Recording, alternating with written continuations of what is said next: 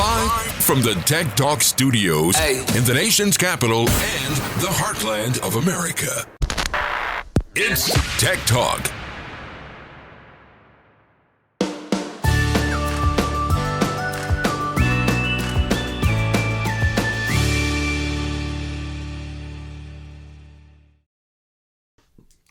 Well, it's Friday, and you know what time it is? It's time for Tech Talk. I'm Brad Koss, my co-host, Dr. Jay Greenstein. Jay, it's Thanksgiving week, man. What are you up to? Man, I am pounding it hard and, working hard. I'm trying to get a lot done this week and, getting ready for Thanksgiving because I'm going to take that day off, Brad. And then, from that day on, it's all about football. Football. That's right, buddy.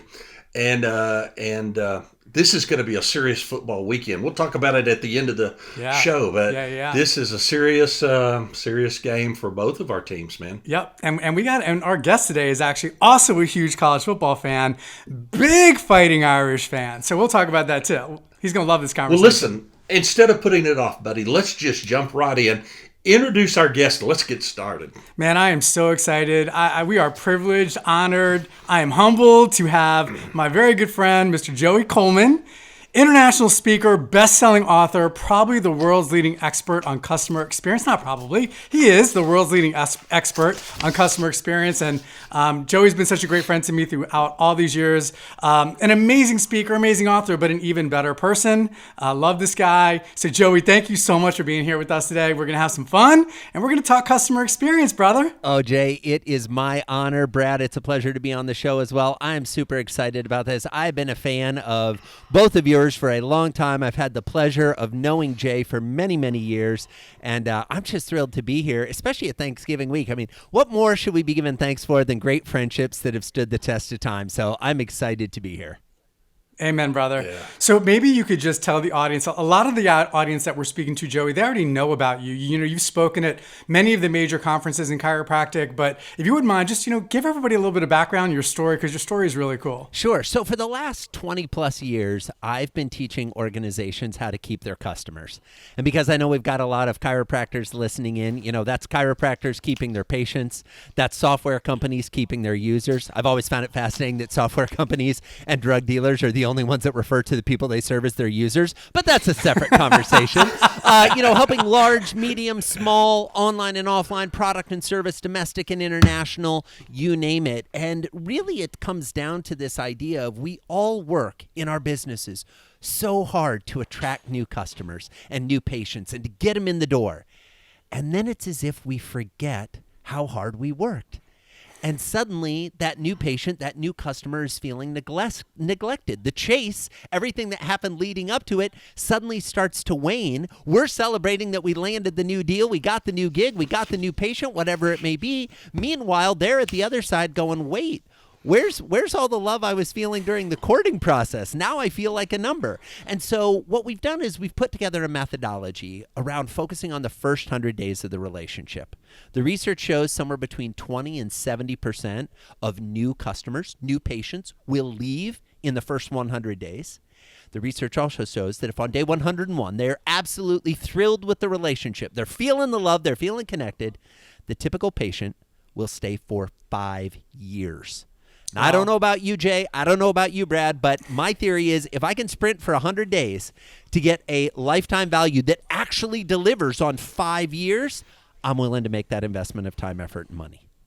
Yeah, that's incredible. And you didn't start off in this career, Joey. So let's take it back a little bit further because you started off doing something completely different. So maybe you could just share with the group that story because I think it's really cool. Yeah, I'll give you the quick version. It is an eclectic past to say the least. So as was alluded to earlier, I went to the University of Notre Dame. I studied government and international relations. Big Fighting Irish fan then and now. Went straight to law school where I studied international law, national security law, and and litigation. And during that time, I had the opportunity to work for the Secret Service, in the White House Office of Counsel to the President, and for the Central Intelligence Agency. I was a criminal defense lawyer for several years, representing the wrongfully accused and keeping them out of prison. I ran a division of a promotional products company. I taught at the postgraduate level. I ran an ad agency. And then for about the last 7 or 8 years, I've been a full-time speaker. So what that means is I have the pleasure of traveling all around the world in this era, doing a lot of that virtually, pre-COVID, doing a lot of that getting on airplanes, doing speeches, doing workshops, doing keynotes, doing client consulting engagements that are all focused around how do we create those remarkable experiences. Now, the last thing I'll say is when people hear my past, lots of times they're like, oh my gosh, one of two things happens. Either the guy can't hold down a job or he's got the worst case of ADHD I've ever seen. And I resemble both those remarks. But the reality yes is, and yes. Yes and yes, true. But the reality is in all of those jobs, in all of those careers, the common thread that connected all of them is the way you succeeded was by having a keen understanding of the human condition. Why do humans do the things they do? And what can we do to convince, persuade, entice them to do the things we'd like them to do, so that we can create a deeper personal and emotional connection and long-term relationship with them. So that's how it's kind of all melded together. In the courtroom, it was, how do I convince this jury to keep my guy out of prison? Because let's be candid, it was always a guy and they were always facing prison. When I was working for the Central Intelligence Agency, how can I convince this person to tell me the things I want to know, even though they don't want to tell me the things that I would like to know? As an ad agency, how do I convince a prospect who's never heard of this product or this technology to buy it? As a consultant and a speaker, how do I help this chiropractor convince a patient who's maybe come in once or twice, they've gotten their report of findings, maybe they've had a single adjustment, and they're now looking at a 30-visit care package going, wait a second, none of my other healthcare providers do this type of a setup. What is going on? It's like, yeah, but none of your other health providers actually want to help you. So, moral of the story is all of the threads tie together of how humans operate, and that's what I've enjoyed doing for the last 20 years. I hope the audience heard you, Joey, because, what do you know about your customer? How do you understand their human condition? And how do you create a personal and emotional connection? And I'll never forget, you spoke at our company, God, maybe close to a decade ago, right? Yeah, Everybody's always said since now. then, yeah, right? Everybody's always said, like, Joey was the best. He was the best speaker we ever had. That happens everywhere you speak. And I'm not blowing smoke up your ass. Like, it is just a fact. But, like, that has rung so true for us because in the chiropractic industry, and a lot of people may not realize this, but we've looked at large health insurance company data and we've looked at our own data. And in the U.S., the most frequent number of visits that a patient comes into a chiropractic office is one. So we're obviously not doing a good enough job at keeping our new patients when they come through the door. We're not understanding their condition and we're not relating to them in ways that they know that we understand them and that we are there to help them and they understand it and they're going to stick with their care plan. So what you teach, I think, is just remarkable. Well, I appreciate that. Yeah, I totally agree. And here's the thing. I've been a patient of chiropractic care since I was 15 years old. Okay, my most recent adjustment was last week, okay? I still go. I go regularly. As you know, Jay, our boys were born in the hospital before we took them home. We left the hospital and we drove to the chiropractor for an adjustment. So I'm a big believer, and that's part of the reason why I love speaking at chiropractic engagements, because with all due respect, the industry should be better well-known and better used and taken advantage of and kind of interacted with than it is. And part 100%. of that is education. Part of that is systematic. Part of that is positioning in the marketplace. Part of that is how some chiropractors approach their interactions with their patients, their interactions with each other. It's not any one thing, but I would love if everyone had at least 6 visits. Because let's be candid, it's not the first visit that's going to get it done. The first visit might be cool. That might be great. But we're not going to get any substantial change and really get things to start to hold probably until maybe the 10th visit, the 12th visit, the 15th visit, depending on the type of situation we're dealing with. You all that are listening know these numbers much better than I do. But the reality is we're not going to get where we need to get in delivering the type of patient experience that I know all of our listeners want to deliver if we can't get them off the first visit. Yeah. And the challenge also is that if they don't come back after the first visit and they provider shop and their care is disjointed and fragmented, the likelihood of them getting a good outcome is significantly lower. And that's not an opinion. That's based on some really large, big data sets. Jay, are you sure that you looked at that data nationwide? That just wasn't your office that you came up with one visit, buddy? No, I swear. Actually, for those of you that know the data, it was actually Optum Health. And they looked at about 4.2 million episodes of spine-related disorders over a 2.5-year period. And it's really interesting. And we see it in our office too. Like, we track the number of one and dones every single week, and we get them. And, we feel like we deliver a great evidence-based service, and we feel like we're good communicators, but still we are dropping the balls with certain patients. And it's just a constant evolution, rereading Joey's book, reteaching those concepts. Those are the things that are going to move the needle for us over time.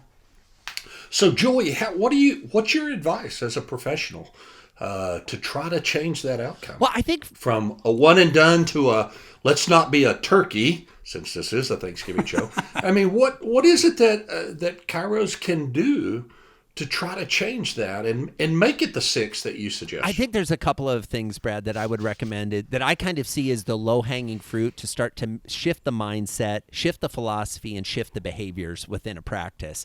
And you told me before we started recording that I could be blunt and direct, and so that's what I'm going to do. And anybody who's listening, Absolutely. If that's offending you, I apologize. Blame it on Brad and Jay. They told me to go at it. So go, baby, the go. moral of the story here is I love chiropractic care. And I think one of the problems is too many chiropractors try to make their patients into chiropractors on the first visit. What I mean by that is there's so much overemphasis on education, and there's so much overemphasis on, here's a teachable moment. Let me show you the 17 ways that your sore neck is connected to the 82 things that you've been doing poorly in your life for the last decade. And the patient is just overwhelmed. Let's take it out of the chiropractic context and take it into the tech context, right? There's a reason why we all love Apple devices.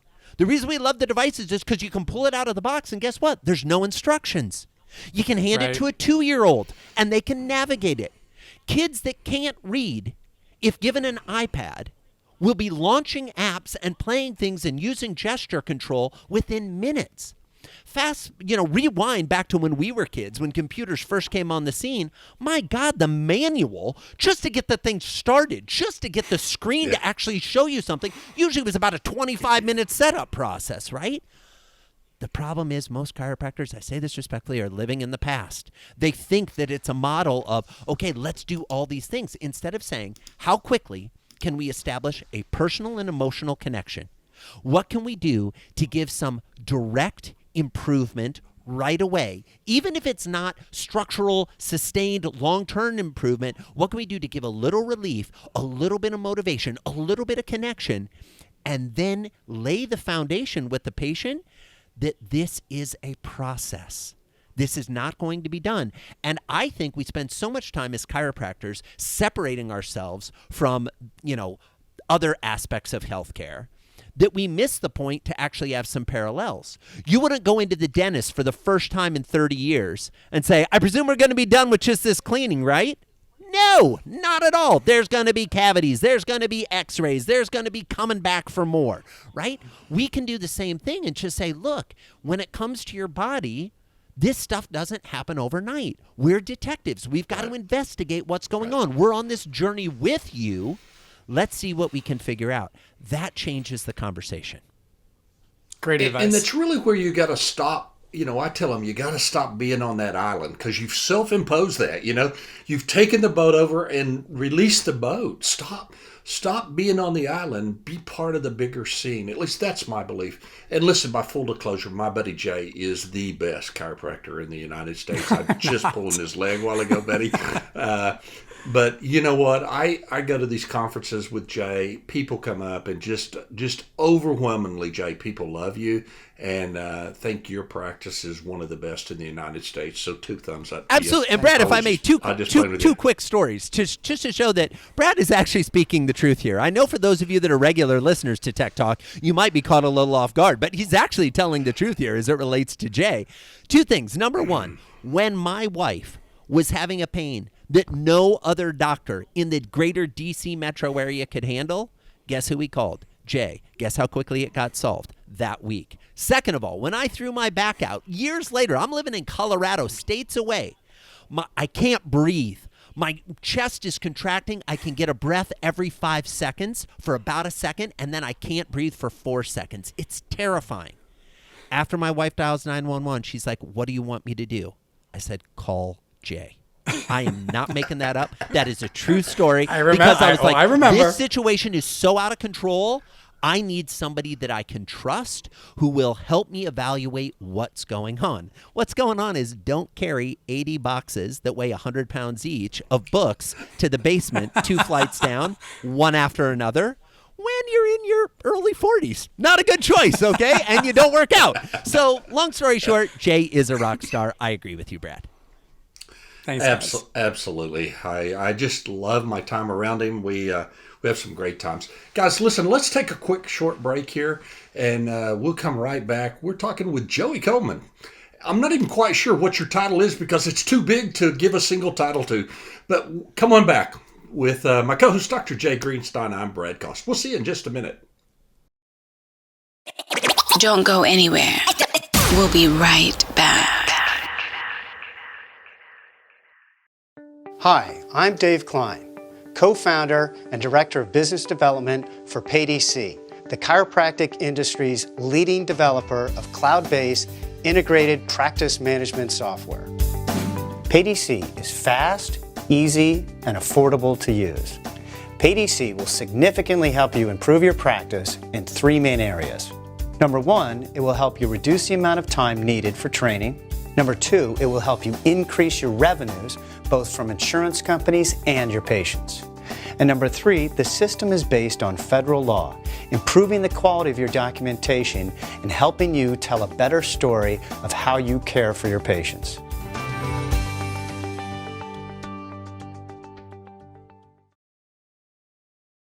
This episode is sponsored by Infinity. In the modern age of electronic data interchange, Infinity is committed to helping clinicians get paid fast so that they can spend less time tracking claims and more times with patient. As a pro advocate for the healthcare industry, we create tools that make sense for electronic claim processing and business analytics. Couple that with superior support team, and we strive to ensure that your business is performing at its best. Infinity, committed to the future of claim processing. Down.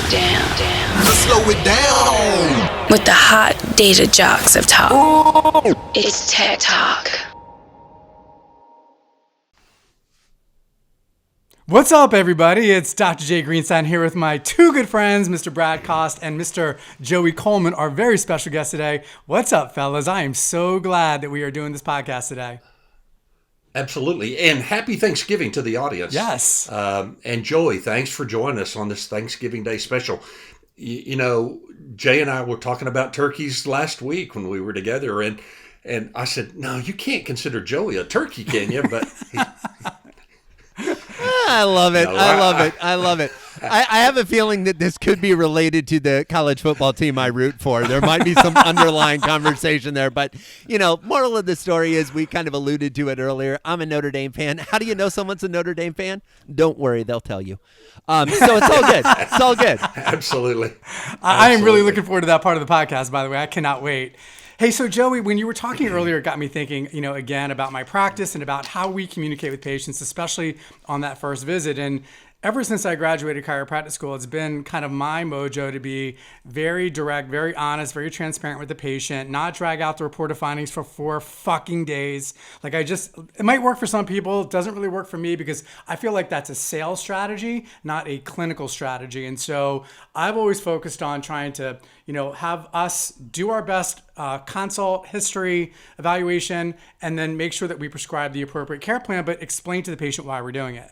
But now as I'm listening to you, I'm thinking about, you know, are we building that personal emotional connection and are we giving them too much information on that first day? Maybe we need to give the diagnosis and the treatment plan on the second day. And I would, as a chiropractic patient, as an expert in this field, I would love to hear your thoughts on first day, second day report of findings. What are you thinking if you walk out of there and you don't know your diagnosis? Like, I would be pissed, but maybe that's just me. So share your thoughts on that, Joey. You know, Jay, I think at the end of the day, it's going to depend on the patient. Regrettably, I don't think there's an easy one-size-fits-all answer because guess what? There isn't a one-size-fits-all human, right? Yeah. What I would say is a couple of thoughts. Number one, what do you, as the chiropractor, believe?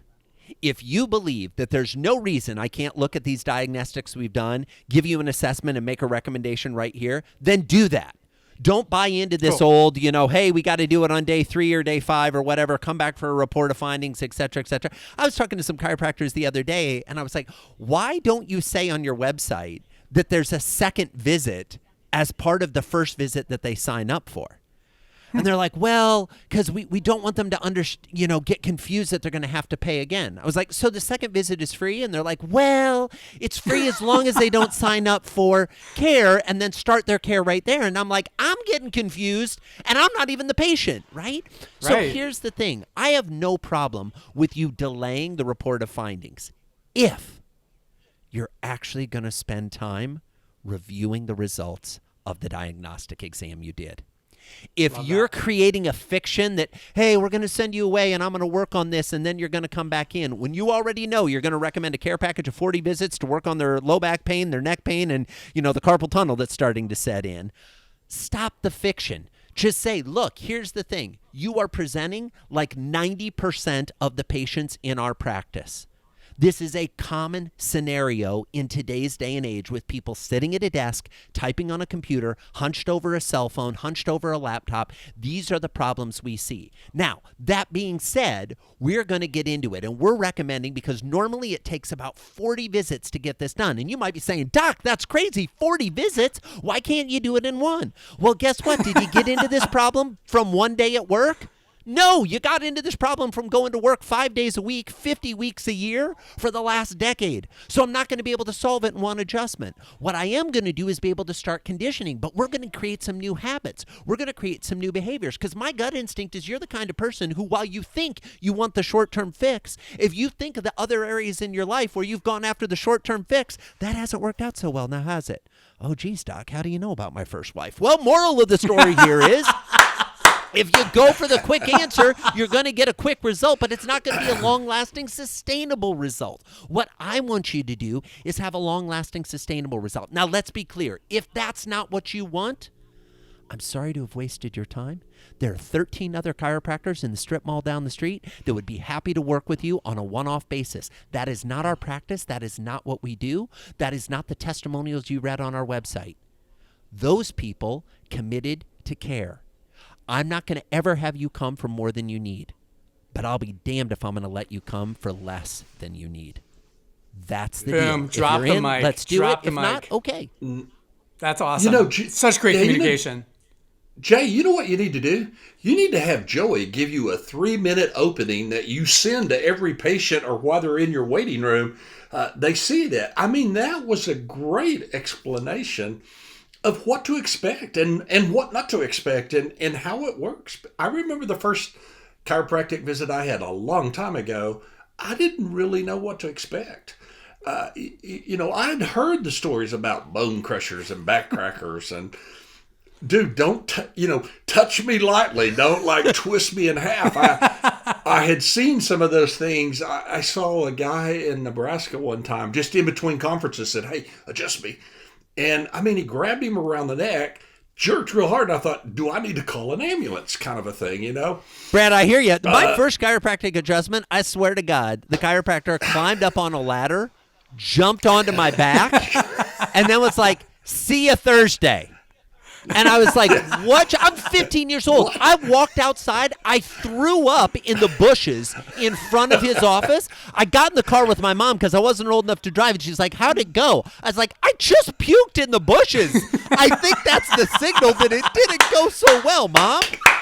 And it was like, and by the way, I was there for shin splints.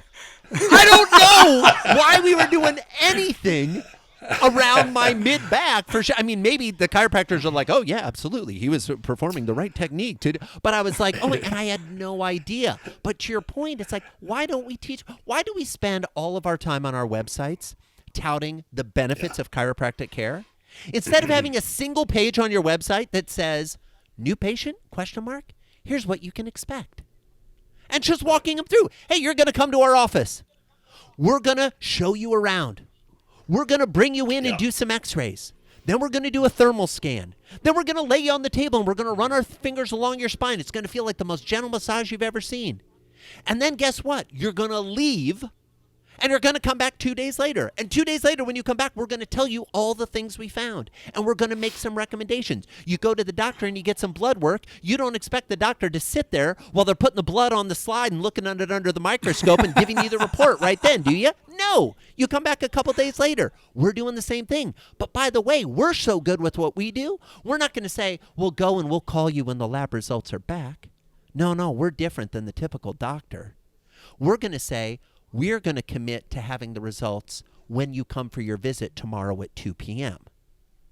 See, everything, this whole positioning and juxtaposing against, other folks in the profession, you can use it to your advantage or to your disadvantage. Right. And jumping up on the pedestal going, we're better than doctors, and doctors are, Right. pharmaceuticals are the evil thing, and, anybody who has a white lab coat is out to get you and working with big insurance. Enough already. Like, I get it. I'm not saying those folks are great, okay? Those folks annoy me too. But let's not open with that sentence. Okay, let's let that come on visit 15, visit 20, visit 35, once we've actually built some rapport and we can start to joke about the ridiculous nature of, insurance companies, the way we approach healthcare in this country, any number of things. Joey, the communication is so on point because, all the things that you described, we've heard 1,000 times in our office, right? The patient who doesn't understand why they have to come back for more visits when they've had this problem for 20 years. It's so on point.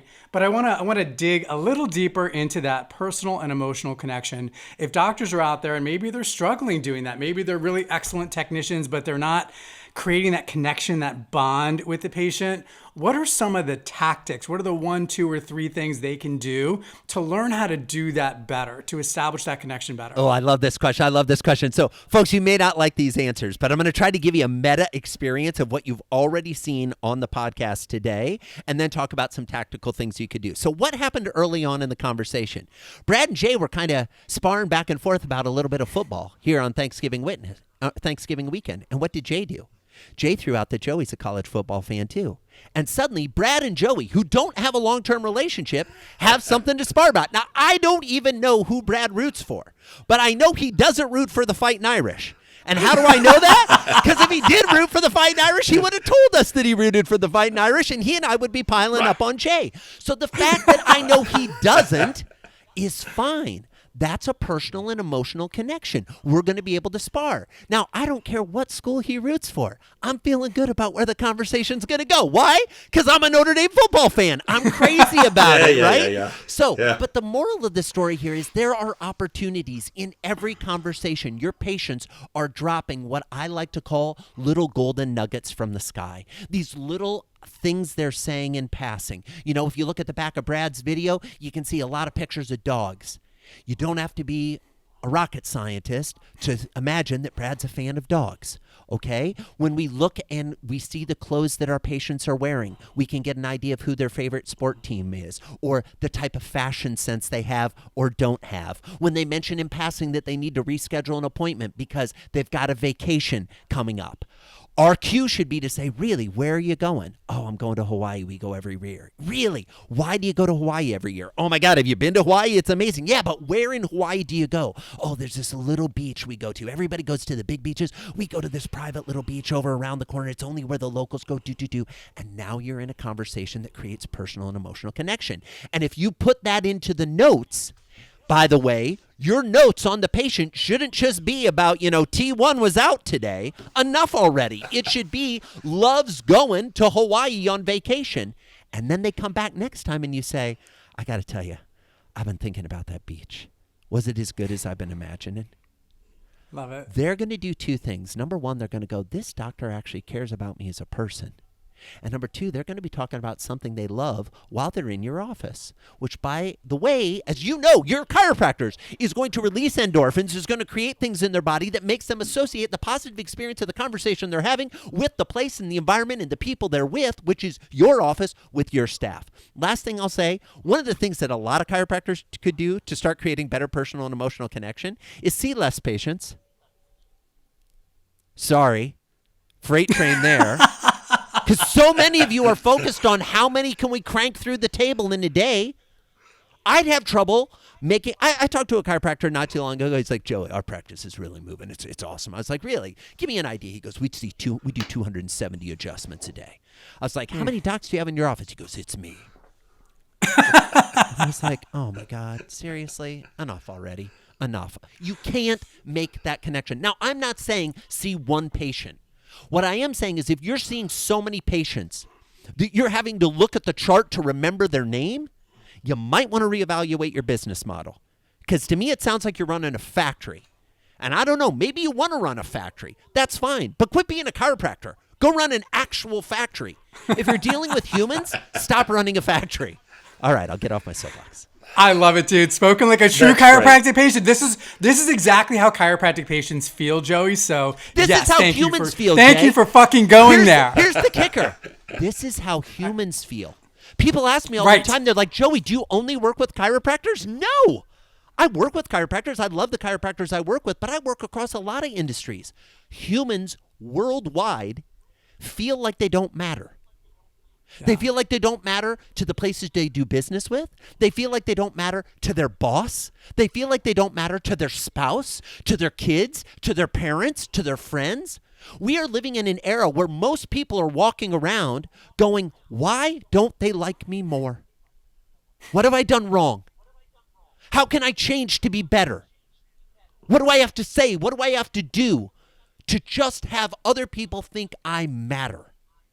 Yeah. That's what life in 2021 is like, and it's only been exacerbated by the last 20. I'm exasperated. It's only been exacerbated by the last 18 to 21 months.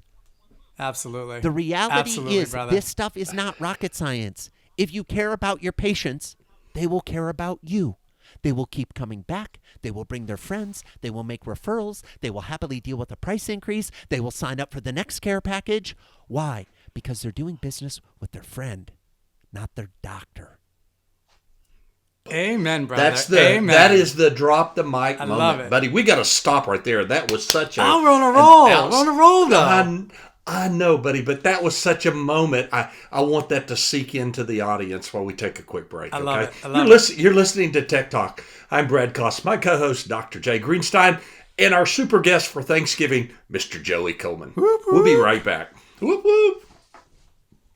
Hey everybody, this is Dr. Jay Greenstein. This is Jay Greenstein. With me today is Dr. Jay Greenstein. Dr. Jay Greenstein. The world around us, and healthcare specifically, is changing at an exponential pace. Chiropractic is perfectly positioned like we have never been right now today to be more successful and to be more impactful for the communities and patients that we serve. There are all sorts of evidence-based guidelines that support the use of non-pharmacological approaches. But what I want America to know is that health doesn't come from a pill. It's our responsibility as healthcare providers to educate the community about the evidence that exists. We really need to have a private practice app, something that will help us engage with our patients in ways that they've never experienced before. The intersection of technology and quality care is where the future of healthcare is at, and I'm really excited to bring that forward in the future.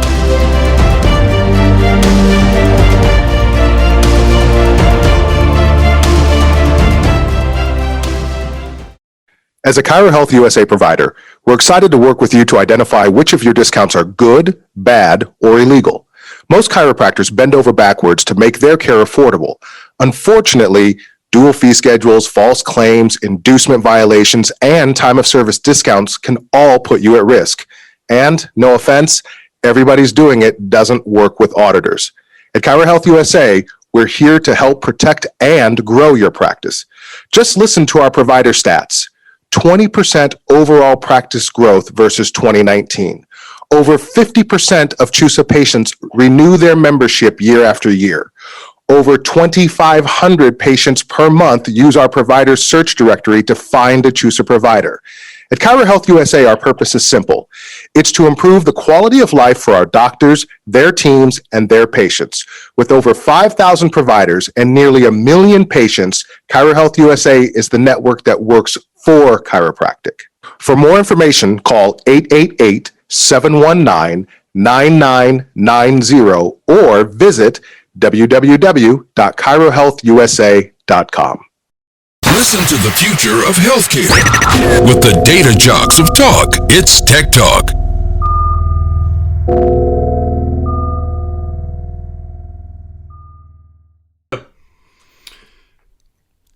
Well, welcome back. It's Tech Talk. Our guest today, Mr. Joey Coleman. This has been a blast, Joey.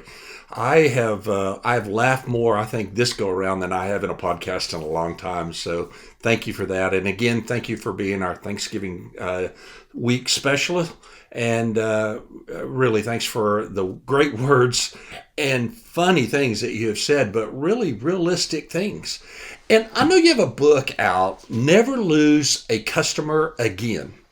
And can you relate that to what we've been talking about for the last 20 minutes about, how does that play into the chiropractic space and driving customers to stay beyond that one visit? Oh, I'd be happy to, Brad. Yeah, here's the interesting thing. If you think of the title, Never Lose a Customer Again, for those of you listening, you can just scratch out customer and write in patient, and everything I'm about to say still applies. Why? Because they're humans. We talked about this in the earlier segments. The reality is the people we serve are human beings. They have very basic human wants, needs, desires. In the book, I outline an 8-phase process. Most chiropractors, most businesses in general, are focused on getting people to the door. How do we market? How do we sell? How do we fill the funnel? How do we get more referrals? How do we get more people? And then once they come in the door, they shift to be a different person. There's no more courting. There's no more enticing. It's now we're going to deliver evidence-based outcomes across 40 visits that you're not going to know when the next visits are. Actually, never mind. We'll schedule all 40 of them today, and you'll pay for all of them today. It's exciting. And we're surprised when people are going, wait a second, pump the brakes. We barely, ordered appetizers, and you're introducing me to your parents. What's going on? Let's just slow it down a little. So in the book, I outline an 8-phase process of how you can navigate a patient through the life cycle of the patient journey. From the first time when they're in the assess phase, trying to decide whether they even want to become a patient, up to phase 8, where they become an advocate, a raving fan singing your praises far and wide. Now, here's the problem most businesses have, and chiropractors aren't immune to this. We give them one adjustment, and then we're like, so, why don't you write a review of us on Yelp? No, absolutely not. I've never written a review for anything after trying it once. Okay, you got to blow the doors off. It's got to be the most amazing experience I've ever had in my life for me to put my name, my reputation on the line with a review after one visit. You got to get into it a little bit. We're trying to jump from just starting to this, hey, let's get married advocate phase conversation. You got to take them through the other phases that are in between. I also outlined 6 tools you can use to interact with your patients across the first 100 days, which, as we've talked about, is the most important time in the entire patient life cycle. These 6 tools are things that you already are using. You're just over-indexing on the wrong ones. So in-person interactions, emails, physical mail, phone calls, videos, and gifts and presents. Now, some of you are like, in person, yeah, we're good. We do adjustments all the time. ACEs, great. Way to be a good chiropractor. The team at TechTalk hasn't developed the haptic suit that will allow you to do adjustments remotely yet. Jay is working on it, though, and when he's ready, I'm going to be one of the first patients. But here's the thing. It's not enough just to have the in-person interactions. And you're like, okay, but we send email. Listen, everybody listening right now, stop what you're doing. Raise your hand if you wish you were getting more email. Okay, that sound you just heard is no one raising their hand. And yet this is the number one tool most chiropractors use to communicate with their patients other than the in-person conversations. Things like physical mail, they're like, we send invoices. Yeah, that's not exciting mail. Phone calls, God, no, Joey. We've got a service for that. We don't want to actually talk to the people we serve. God forbid we would actually have a conversation with them. Videos, yeah, we've got great marketing videos. That's not what I'm talking about. I'm talking about an individual video shot for an individual person. Presents and gifts, yeah, you should see the shit we put our logo on. That's not a present. I'm sorry. That's a marketing tool. It's a tchotchke. It's a giveaway. Those are valuable things, but they aren't presents. So in the book, we outlined 46 case studies from companies small, medium, and large to give you ideas on how to implement this. Because I believe that there are 3 types of speakers and writers. And I'm a speaker and a writer. I think there's 3 types. There's the kind that makes you think differently, the kind that makes you feel differently, and the kind that makes you act differently. And if you haven't picked up by now in this podcast that I certainly want you to think differently and feel differently, but if you don't act differently, I haven't earned your time. I haven't earned your attention. Ideas are, a dime a dozen. Good feelings? Yeah, I can get those from Netflix. But actual change? That's different. Most of you listening know the 3 things you could do tomorrow to improve your patient experience. Why haven't you done it? You haven't done it, I believe, because some of you haven't felt you've had permission to do it. Some of you have used excuses of, well, the team doesn't feel this way. Oh, great. No problem. We can talk about that too. You need to know as many things about your employees as you do your patients. Oh, shoot. Wait a second, Joey. What? Yeah, you know your patient's birthday. Do you know your employee's birthday? Do you celebrate them? Do you send them little thank you notes? Well, not lately. Not lately usually means never, by the way. But okay, what are we doing to create the kind of personal and emotional connections with our staff, who are the ones that we're asking to create personal and emotional connections with our patients? And by the way, it's hard to ask someone to deliver a remarkable experience if they don't know what one is. And living in 2021, the typical consumer doesn't know what a remarkable experience is. Most of the doctors listening have flown first class at some point in their life. They've stayed at the 5-star hotel. They've eaten at the Michelin-starred restaurant, okay? Yes, and I know some of you chiropractors, I love you all dearly. Some of you throw nickels around like manhole covers. But even those have had the experience. You've attended a couple events where somebody treated you nice. You rolled with Dr. J. He took you out. He bought drinks. You were like, this is styling. You were hanging with Brad. And you were like, look at the view from this place. Everything was feeling good. Most of your staff hasn't had that experience. Their idea of a big night out is we're going to KFC and we're getting the full bucket. Okay? That's not a criticism of KFC. That's not a criticism of your people. But when you're asking them to be remarkable, what is their context? If you want to change one thing in your practice tomorrow that will cost you very little, but will have implications for both your employee experience and your patient experience, figure out a way to surprise and delight your key employees. You have fewer employees than you do have patients. It'll cost you less.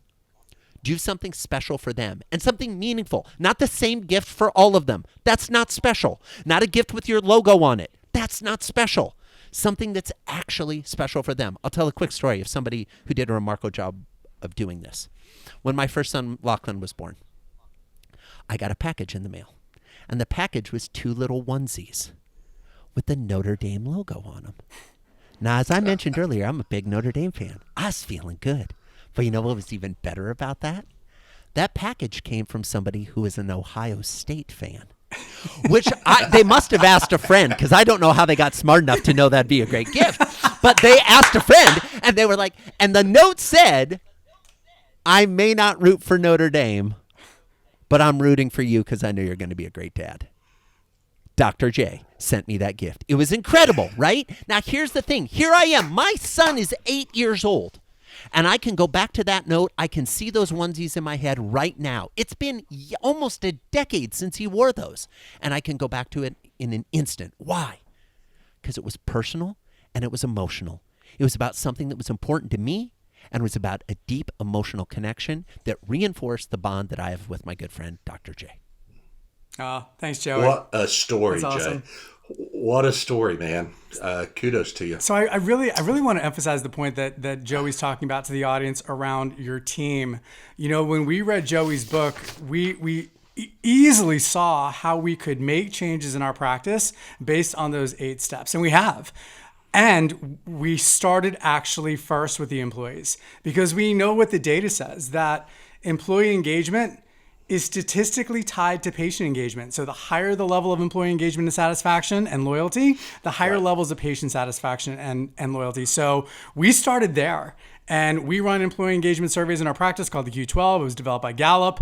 And we got one of the highest scores ever recently because we've implemented Joey's work. And because of that, we're delivering our best net promoter scores. And those of you who've heard me speak, I talk about this, the best net promoter score that we've ever had, which is a measure of patient loyalty. So y'all go out there, get Joey's book, read it, apply it to your patients, apply it to your team, apply it to your life, and you will take your game to an entirely new level. That's amazing. The way you were talking about employees, Joy, you ought to write another book, How to Never Lose an Employee Again. Oh, Brad's teasing you, listeners. Cue it up, baby. Cue it up. There's your cue. Man, there's your cue, buddy. Brad and Jay know, and interestingly enough, Jay and his practice are going to be a case study in the next book. So the next book is going to be called Never Lose an Employee Again, and it's just that. It's taking what so many great readers from my first book did of applying this external customer-facing experience and turning it internal on your employees. Now, good news, if you want to get the book before it comes out, go buy the existing book, Never Lose a Customer Again, and where you before were going to cross out customer and write patient so that you felt comfortable at applying it to your practice. Now just cross that out and write employee. It's the same 8 phases, the same 6 tools turned internally because, as Jay said, and the research proves this, as we enhance the employee experience, we enhance the patient experience. As the patient experience goes down, the employee experience goes down. These things feed off each other. It's not this siloed approach. We've got to be paying attention to both, and depending on where you are in your practice and depending on where you are in terms of your personal motivation, you may be more inclined to focus on one more than the other to start with. That's fine. Get some momentum that way, and then we'll add the other one in. It's the same way that when I come to a chiropractor, they say, let's talk about nutrition. Let's talk about water. Let's talk about sleep. Let's talk about your desk setup. We're not going to do it all on the first visit. We're going to spread it out over time. I love it, Joey. So, Joey, where can people learn more about you, your website? How do they reach out to you? I know you've got a training program for chiropractors, so how can people learn more? Yeah, there's a couple of fun ways for folks to engage, and I so appreciate everybody who gave the time to listen today. The best place to find me is on my website. That's joeycoleman.com. Joey, like a 5-year-old or a baby kangaroo. Coleman, Coleman, like the camping equipment, but regrettably no relation. joeycoleman.com. I've got a podcast called The Experience This Show that I co-host with my good friend Dan Gingiss. It's all about customer and employee experience. So if you want to check that out wherever you listen to podcasts, it's called Experience This. And then the book is called Never Lose a Customer Again. The new book, Never Lose an Employee Again, is going to be out in early 2023. So you guys are getting the scoop. It's more than a year away. But yeah, we're going to be working. And if you're listening and you know of an organization that has an incredible employee experience, reach out to me. Let me know. I want to profile. We did 46 case studies in the first book. I'm going to do more than that in the second book. Shh, the publisher doesn't know that yet. They got anxious about how many we had in the last book, but we're going to have even more in this book. And I want to solve this problem because the reality is more people quit their job last month than in any other month in recorded U.S. history. Wow. This problem is not just a COVID-related, pandemic-related problem. This is in how our employers have treated our employees for decades problem. And guess what, friends? Your staff has figured it out. They've figured out that the emperor has no clothes. They've figured out that they can go down the street and make more money and put up with less BS. I'm sorry, if you are losing employees right now, you've got to start to pay attention to the experience you're creating for them. And it's not just about the dollars. Stop reading the sound bites and listening to the news that says, oh, it's just about raising their salaries. No, it's not. It's about creating a space and an environment where the employees feel that their boss cares about them, that their boss has their best interest at heart. Now, I get that you've still got to run a business. You've still got to make a profit. These things aren't mutually exclusive. Stop pretending that they are. We just need to start acting like we give a damn and actually giving a damn about the people we interact with. Yeah, do it. It's a novel concept. Apply it to your patients, apply it to your employees, apply it to your significant other, your spouse, your children. It's shocking how revolutionary this new technique is, but you heard about it here on Tech Talk. Dude, I know the third book is going to be Give a Damn. Yeah, exactly. Here's the title for that third book. Give a damn. Totally. Just give a damn. Just give a damn. Give a damn and never lose a friend again. That's the winner. All right, we got to talk football. Well, listen. Wait, we can't stop now. We got to talk football for just a few minutes. All right. Well, I gotta ask Joey. I read a bunch of personal things. Oh yes, you. You're an artist. Yeah, you're an artist, I am, yes. right? Yeah, I see that you and I share some common. Now, you're obviously an accomplished artist, but graphic artist, check that one. I'm on that side. I sculpt wood and clay. I like it. Wood and clay, oil paint. Do a little bit, not very good, but I love doing it, and I blow glass. Wow, so, nice! That's impressive. I've done some glass blowing. I've always been really impressed. That's quite a skill. I've got the hot air part down, solid. Turning it into a finished piece of art, I got to work more on that. So I appreciate you. I've got something that I can learn from you, Brad, to say the least. So I love it. Well, be sure to add Dr. J to your next glass blowing class because he can probably bring a lot of nice. I like it. I like it. Absolutely. Okay, wait. We do have to talk about your family, Joe, because you've got a great family. I do. I am happily married for 11 plus years now to a wonderful woman who is an incredible entrepreneur, a voracious reader, the most generous, kind, loving human that I have ever met. My wife, Barrett. I've got 2 little boys, an 8-year-old and a 6-year-old. They are insane. They climb everything. They jump off things. They also are just the light of my life. Great little Lego architects. They are world travelers. One of the joys of the incredible relationship I have with my wife is we have 3 addictions in our family: books, travel, and art. And we try to feed all 3 of those addictions as regularly as we can. And so, yeah, we have a lot of fun. We're based in a little town in northwestern Iowa right now, Fort Dodge. It's where I grew up. Who knows where 2022 will take us? In the 10 plus years we've been married, 11 plus years now, we've lived in 6 different cities across 4 different states. So guess what? Who knows where we'll be next? But we're trying our best to be citizens of the world and have as much fun experience along the way as we can. Jay, yes, big weekend coming up in college football, buddy. Notre Dame, I'm not sure where they're at because Don't worry, Brad. Don't worry. They're winning games. I don't know where everybody else is at, but they're 9-1, continuing to deal with the fact that they're 10-1 and about to be 11-1 after they beat Stanford this weekend. Yeah, so Joey, what do you think the chances are that I know there's so many things that have to happen, but not a lot of things have to happen. Let's be candid. Very few things have to happen. People have to play in the games, and the people are playing against each other. Georgia's going to play Alabama. If Georgia wins, Georgia's going to crush Alabama, which I think is what's going to happen. Yeah. We're going to get to see just how crazy the Alabama bias is. Because I'm sorry, if Alabama has 2 losses, they should not be getting in before teams that have 1 loss, so they should be out. Agreed. Okay? 100%. Cincinnati did everything they were supposed to do. They beat Notre Dame. I don't think they could beat Notre Dame today, but they beat Notre Dame earlier in the season. At some point, we have to stop having the college football playoff be about the same 2 teams with 1 or 2 other teams sliding in. We've got to expand the playoff, but in the meantime, a great way to lead towards expansion would be to expand the names that are in the playoff this year. Now, Ohio State, I know you're a big fan, Jay. I think they've done a great job. I think they've got a great team. It's going to be interesting to see how they hold up this weekend. They're going to be tested a little bit this weekend in a way that I don't think they've been tested this season thus far. But that's the joy of college football. Every weekend, somebody could win that nobody saw coming. So I don't know. I think they probably get the win this weekend. But then that gets Michigan out of this conversation, finally. Great. And now we've got Ohio State in the conversation. We've got Georgia in the conversation. We've got Cincy in the conversation. We've got Notre Dame in the conversation.